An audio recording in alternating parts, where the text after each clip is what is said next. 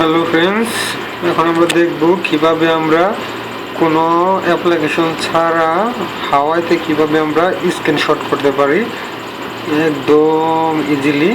তো চলুন দেখি কিভাবে। তো ধরুন যে এটাকে আমরা এখন স্ক্রিনশট করব।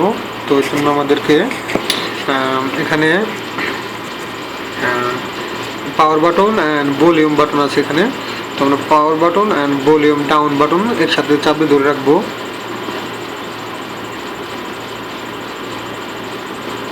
ট্রাই ওকে, দেখুন স্ক্রিনশট হয়ে গেছে। এটা স্ক্রিনশট লাগে, দেখুন এভাবে আমরা খুব সহজে হাওয়াইতে স্ক্রিনশট করতে পারি। Thank you for watching, bye by.